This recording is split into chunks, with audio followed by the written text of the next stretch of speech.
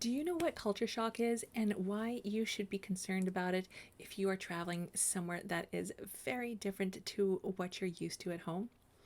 In this video, I am going to share with you how I deal with culture shock and how you can do this too.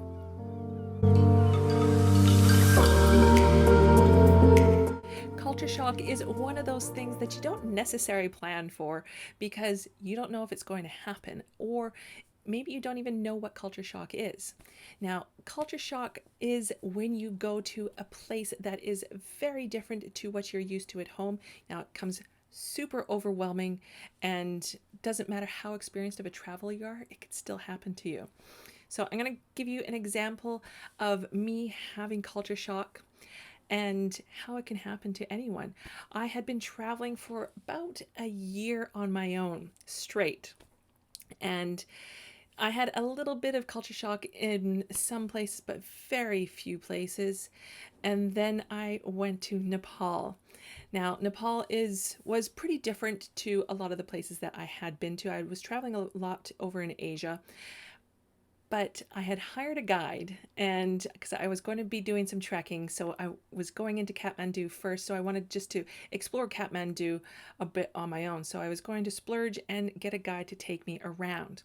Now, I had told this guide that I didn't want to do all the super touristy things. I wanted to do a lot more photography, and I explained everything that I wanted to do. Well, it was a disaster. He took me to every single tourist area there was. It cost me a fortune because everywhere that we went, I had to pay to get in because I wasn't a local. So it cost me so much more money than I wanted. And it was just really overwhelming. We went to so many different places, and it was just my eyes glazed over for most of the day. And just wasn't enjoyable. He asked, if I wanted to go out for dinner that night, and I said no. Nope, I just need to go back to my room. I went back to my room and I just bawled my eyes out.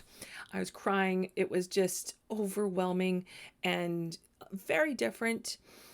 And I just couldn't get a grasp on anything. I was getting agitated and just moody and grumpy and just super, super sad. So, what I do to counteract this culture shock is multi stepped.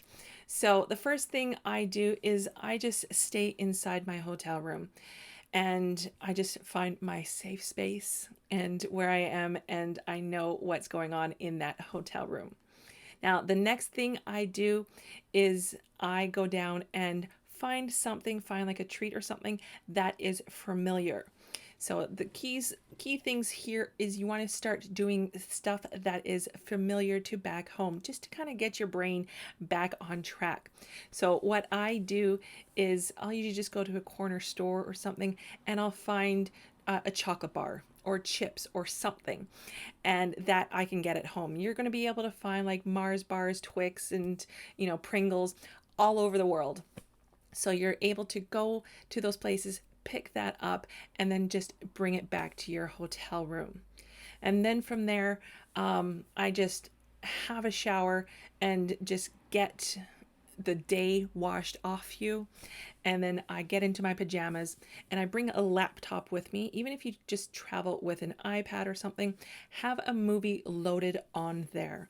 This way, you're able to watch a movie in English, because sometimes when you're in different countries and you do have a TV in your room, it's sometimes just all local language. So it's just, again, no English, and it's just becomes very hard.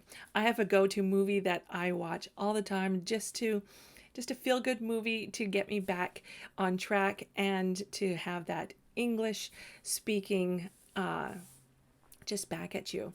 So I usually watch that movie. My movie is It's Complicated. I just love that movie.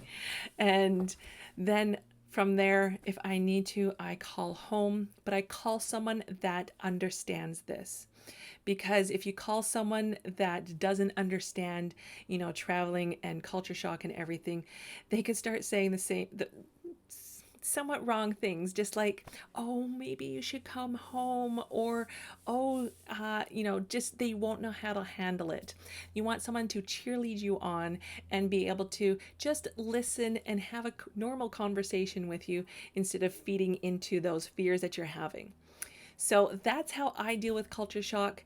I find it pretty easy to get it over with. By the next day, I'm back on track. Usually, culture shock doesn't last too long as you get outside of your accommodations, at least after one day.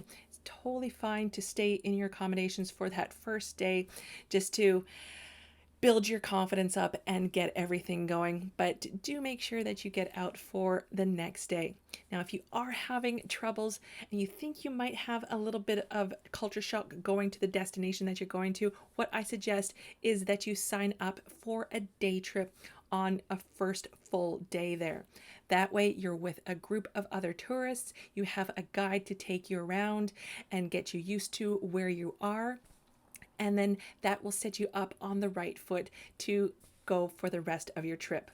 So I hope this helps you avoid some culture shock or how to deal with it when it does pop up.